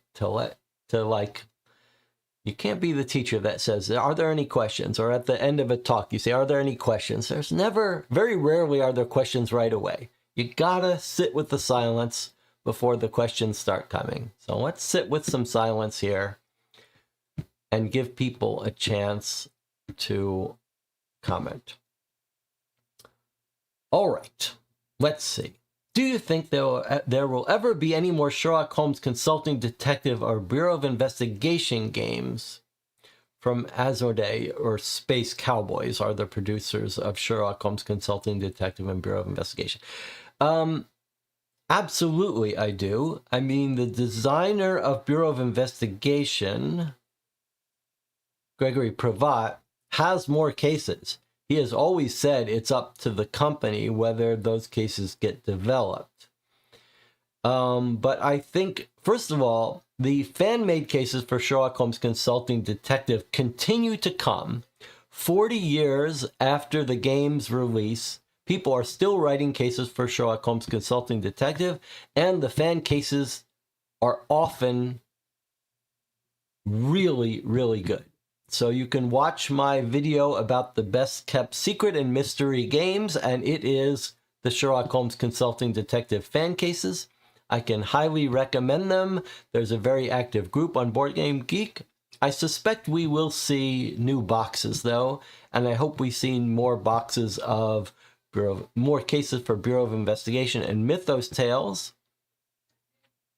I hope we can have New York Noir aspires to have that kind of lasting ability. The tool that I wrote to help write cases for New York Noir can also be used to write cases for Sherlock Holmes Consulting Detective and Bureau of Investigation and Mythos Tales. So maybe when that gets some wider distribution, wider knowledge, it'll be a little easier for people to make cases. And I really do hope we see them. I would like us to play more. I would like us to get into a regular schedule of playing the Sherlock Holmes Consulting Detective fan cases. And when there's a new box, that will be very exciting. Can't wait to play it. Debbie Levy says, here's an idea, a video game stream. I know the channel's mostly board game focused. I'm sure there are some detective puzzle games that would be fun to do on the channel. I'm not sure how much that will be. I'm not sure how much it makes sense to do that often, but as an experiment, I definitely want to try it. There are a couple of games on Steam, mystery games, that I am curious to play with the channel. Now, there are lots of video game streams, and I think in general, I don't have much to add to that, but just as a curiosity, I think we probably will pick one of these PC-based games to play, but I'm thinking it will be one of the live motion games. There are some recent ones that seem quite appealing to me. I like this old school full motion video, FMV they call them, where you actually see the interviews with someone, but probably something that won't take weeks to play. Eliza says, suggestions, play more fast-paced chat-involved games like Three Secrets, and play more co-op games with Greg, maybe some older ones like The Crew or Subterra. I was thinking, we've been playing recently on our Sunday streams. After we play the Dear Homes, we've been playing a hour of Three Secrets, a little very interactive back and forth that I enjoy a lot. So I think maybe we may decide to make that a regular part of the Sunday afternoon streams. That we'll always play a couple of games of Three Secrets. If you haven't, if you don't know what that is, you can watch the last Sunday Dear Home session. At the end of it, you can see us play Three Secrets. There's a game where I'm not really playing, the chat is playing, but it's a very enjoyable little light process for me. How about doing virtual mystery whodunit game, play with persons in character? That's an interesting idea. There's a new Case Files game coming out that's full motion video with police interviews, relatively short. That sounds interesting. Do you mean there's a new Unsolved Case Files from that particular brand, or do you mean there's a new generic Case File Dossier game coming out? Dawn says, maybe once a month do a UK Europe time-friendly full game rather than just the letters. I used to just about make the 5 a.m. I am very interested, Dawn, in doing some games at different times. So I'm completely open to that. Maybe an occasional Saturday afternoon long game. So I am absolutely open to streaming some longer games at very different schedules. So let me know if you're interested in that and some suggestions about when to start. Like maybe even starting a game at 5 a.m. Like that would be fun. Elle says, you want to hear about our projects? My big one is I'm co-writing a screenplay with the creator of Beetlejuice and the executive producer. Huge for my career and tremendous fun. That sounds great. There's a video game series called Case Files where you play a police detective. Ah, I see. Okay, maybe we should check that out.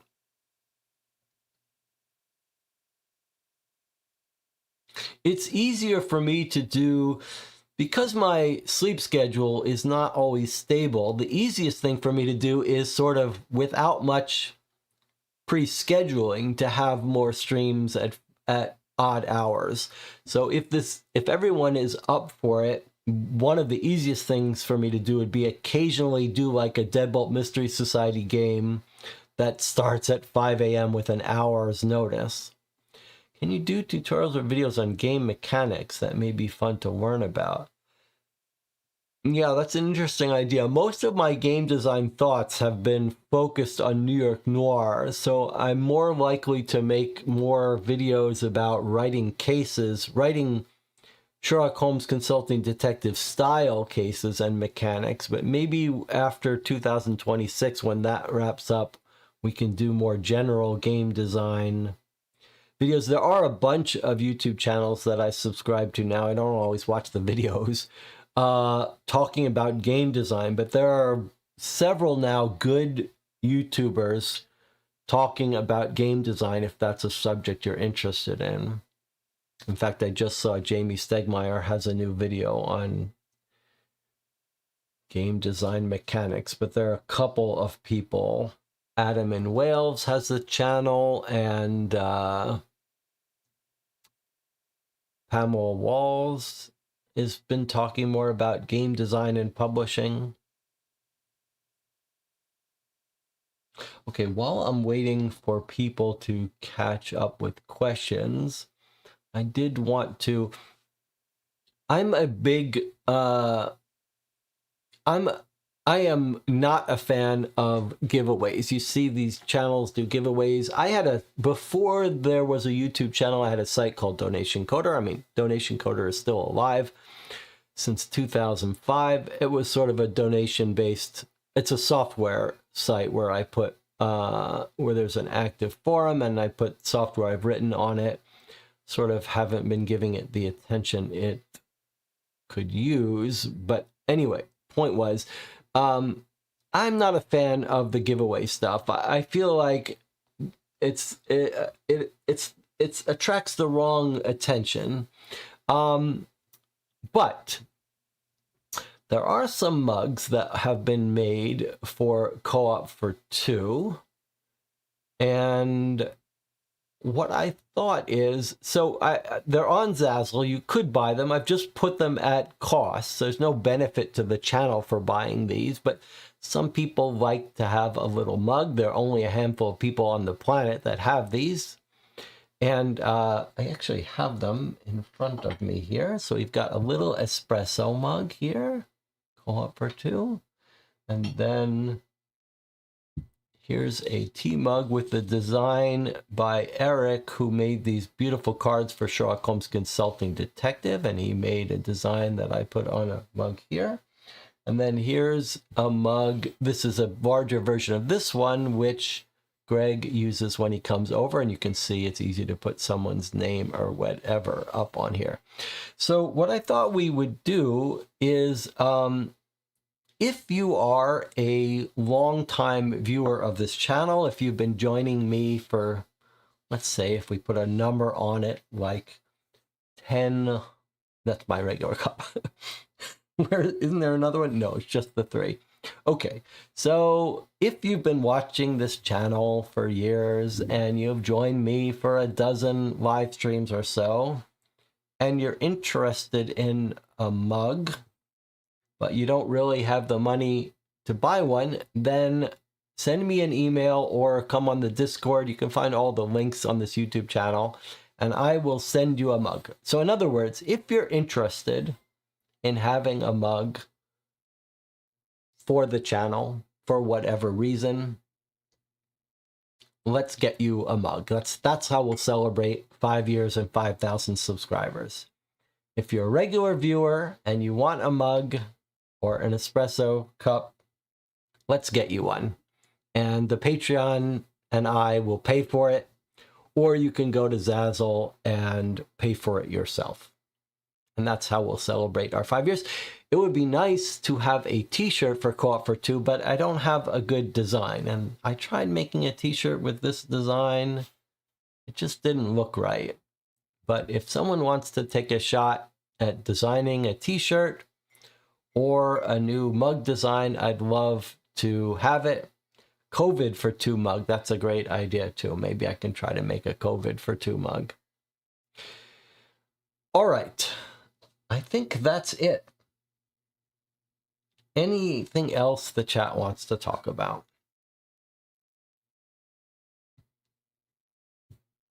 It would be my pleasure to send you a mug. If you're a longtime viewer of the channel, I'd be happy to send you a mug. Okay. A while ago, you mentioned it might be fun to play an Asian-Japanese mystery detective game and have your wife translate for us. Is that still a possibility? My wife and I were just looking at one of these games. I think we are going to play it, but I think we're probably not going to play this one on the channel. I think we're going to play the first one offline, but I'll report on the experience of playing a game where you can't understand it all. But I don't think my wife is ready to commit to weeks, which is how long I think it's going to take us to play this one. But let me play that one experiment with her offline, and I'll report on it. And then if it goes well, maybe we'll try one of those on the stream. El says, where do we purchase a mug? These are all on Zazzle. So if you go to Zazzle.com, I think if you search for Co-op for 2, you'll find these. But I'll put the link also in on the Board Game Geek Guild on the Board Game Geek Guild for Co-op for 2. There's a link to that on YouTube. I'll put a link to them there. Again, you're not don't buy these to benefit the channel. No, there's no money. They're just priced at cost. But if you want one and you can afford it, please do feel free to buy one. Feel free, that's not the right word. But if it's not something that you can afford or feel comfortable with, but you're a long-time subscriber, long-time viewer of the channel, let me know. I'll send you one. Or if you want to come up with a new design, I'd be happy to add that.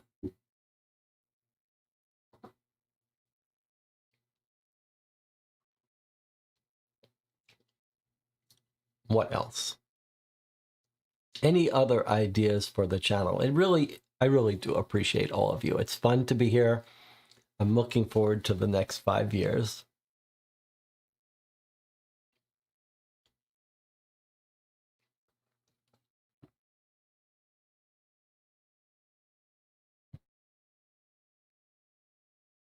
Any other thoughts, ideas, projects,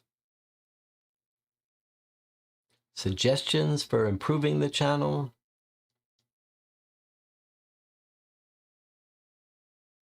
There is a Sherlock Holmes consulting detective fan case called The Rose Killer and Other Cases. 4 of 10 are out so far. Do I know that one? I must know it. I mean, I know the person. I remember the thread on Board Game Geek about a planned 10 case set. So that must be the case, but the title is not ringing a bell. We have played a 3-part series of Sherlock Holmes consulting detective fan cases called the Winter Trilogy, which was great. And I would recommend that. Have you ever thought of doing a Zoom live session with the chat, even only voice, for one of the shorter games as a test? That does sound like an interesting thing that might be worth a test. I tend to find trying to talk to multiple people tricky, but it could be fun to try to have a Zoom session. I have on this channel had at least one conversation live on Zoom, and that was with Matt after we played his improv play-by-mail. So if you're curious about that, you can watch the discussion Matt and I had about the game he created. But in general, I hate talking on the phone, and having a conversation is a bit exhausting. So it's definitely not something that I'd want to do a lot of, but I'm open to some experiment. Deadbolt has a 25% off any subscription plan right now if you want an ongoing pipeline of the latest. The Deadbolt Mystery Society games, I have so much of a backlog, and they're not cheap. And they tend to be games that there are a couple people who occasionally send me games. It's so generous of them. Stacy and a few others of you have sent me games. I very much appreciate it. Deadbolt might be the best candidate for that. I do know that Deadbolt Mystery Society has been experimenting with the digital versions of their games, and those are on sale as well, so people may want to check that out. It does seem like a digital version of the Deadbolt games might be a very good way to play those games. You can write on them. There aren't that many. They're not like super high production. You're not missing out on a huge thing to download and print them out, and you could play them with others. So you may want to check out for that. At some point, we may resume the subscription to Deadbolt if we can catch up. I think we've played a couple dozen Deadbolt Mystery Society games. I do enjoy them. I'm starting to get the itch to play the multi-part ones. We have a couple of multi-part Deadbolt Mystery Society, or games that aren't multiple parts but are sort of connected. And I'm definitely getting the itch for that. Dorp says 75% off digital right now. No better time to buy. Dawn says digital versions are heavily discounted on Etsy at the moment. Okay, so Deadbolt is some of the most consistently good escape room style games. So if you're curious about that, you might try it. If you have ideas also for videos you'd like me to record, like recommendation videos, it tend to be something that I don't do that much of, but as I said earlier, I do have a couple ideas. The one I really want to do is games that we'd love more content for. You were just asking in the chat, are there more cases coming for Bureau of Investigation or Mythos Tales? Like, there's certain games that I'm really, and sometimes they're not the best games, but for some reason they sort of got their hook in me, and I'd love to play more of, including, I was just talking about, I guess I can't see it in this view. I was just talking about Penny Dreadfuls, which is right here. Remember Penny Dreadfuls? Does everyone remember playing Penny Dreadfuls on this channel? Those of you who have been joining me for a long time. I mean, that was a bizarre experience of a broken game. And I recorded a long review of it. You can watch me talking about all the things that went wrong and the weirdness of Penny Dreadfuls. Tom Vassell, after later on, made a review calling it one of the worst games he ever played. But it's not right to call Penny Dreadfuls, it's not right to summarize Penny Dreadfuls by saying it's a terrible game. It was a crazy experience. It was like there's certain times you encounter something like a movie or a game and you're like, how did this get made? What is the story behind this? What went wrong? And Penny Dreadfuls was like that. And I find it's got a little hook in me. Like, I want more content for that. Like, I'm so curious about it. But if you're curious, you should watch my review of Penny Dreadfuls or watch some of our playthroughs. I mean, there were some weird moments in Penny Dreadfuls when we gave the dog a knife to hold in its mouth and put the dog in the purse. But maybe I was alone in enjoying it. DJ Moneycut said, you seem to get some odd enjoyment from Penny Dreadfuls, but it drove me nuts. Jesse is a masochist like that.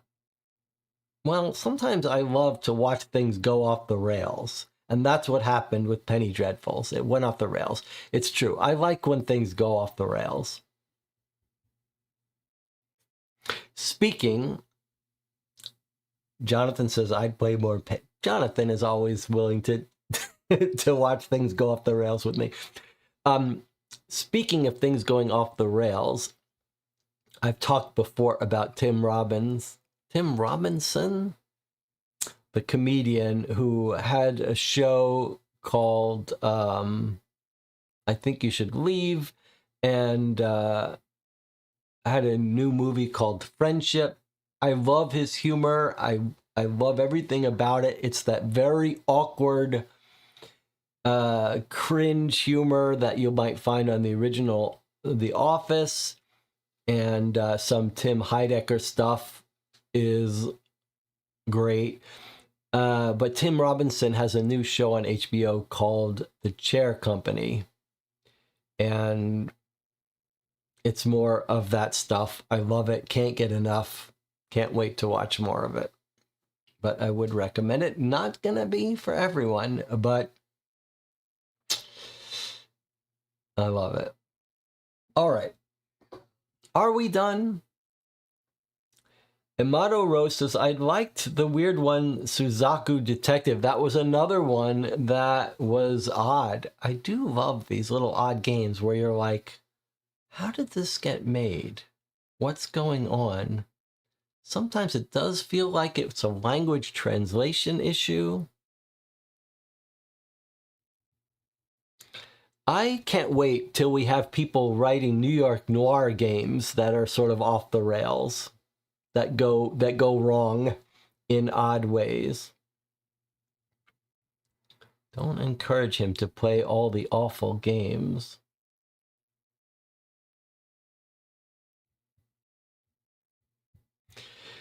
One of the things that I am going to try to do is mix up the little intro videos a little bit more. I've got a new one for the play-by-mail sessions. Hopefully I'll get some more for different kinds of games.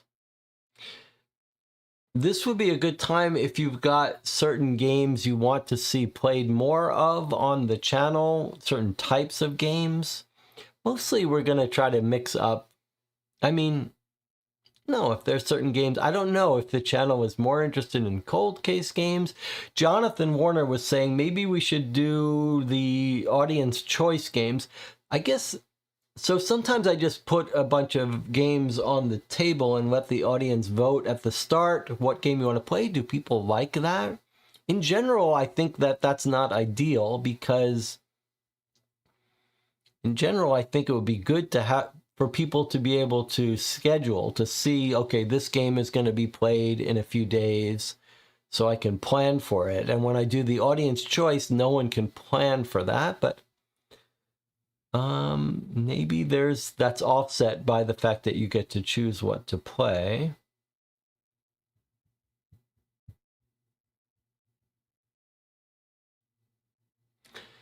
Probably in the near future, we're going to get more AI games that go off the rails because an AI created it. So I'm actually looking forward to that.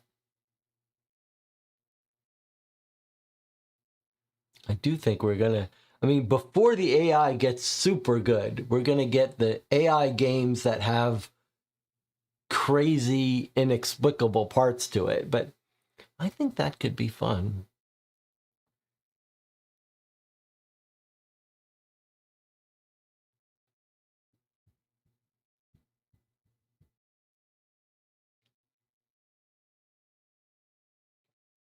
Dorp says, what if we had ahead of time votes, maybe more visible than the BGG guild method? So you're saying sort of don't vote for it on the day. Don't bring it out live on the stream, bring out all the games and let a vote, but let people vote like a couple days ahead of time. That's not a bad idea. Another thing we might try is I have a bunch now accumulating a collection of the escape room books. And maybe we'll try playing one of those on the channel soon. And Mono says, I think you have a 50 clues we haven't played. They are pretty different. Yes, we do have another trilogy, the last trilogy of 50 clues that we haven't played.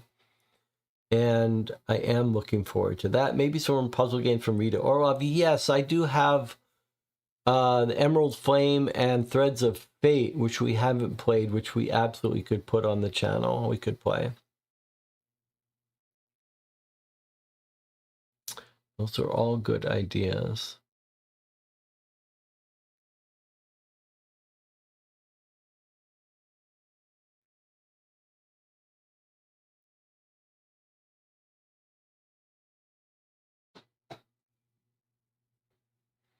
I would love some more cold case games with less puzzles.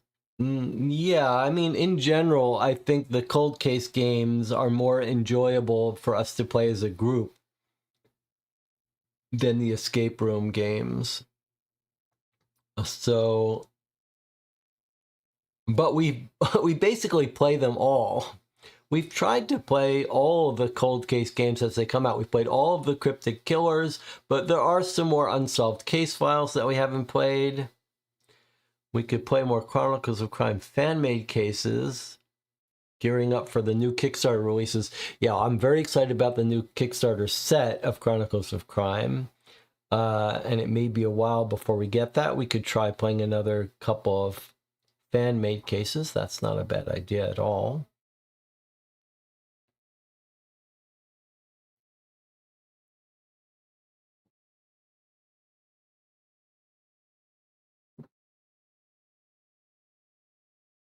Well, if you've got suggestions for the channel, please do feel free to email me or post them on Board Game Geek or on the Discord. I mean, anytime you want.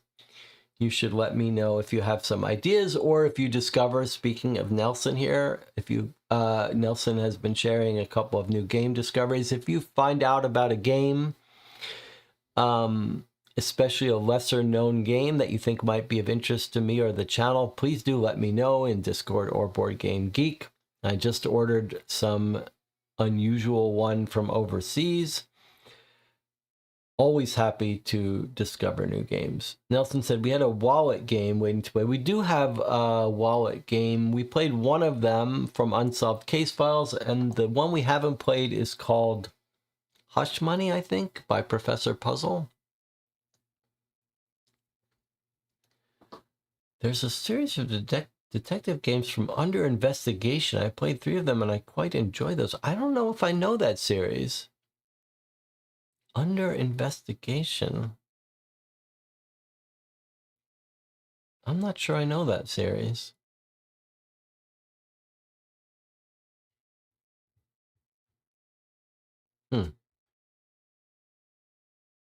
Cold case games?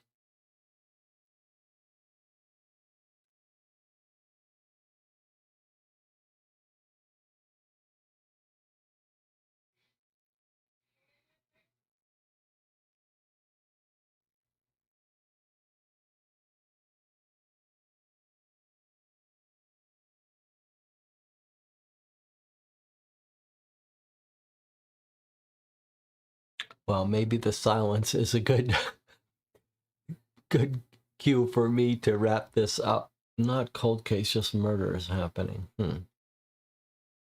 Okay, I'm gonna have to check out under investigation.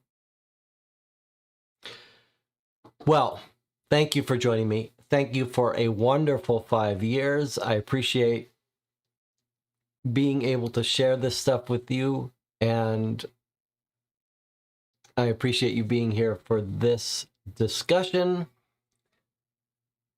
I'm looking forward to the next 5 years, and I'll see you all next time.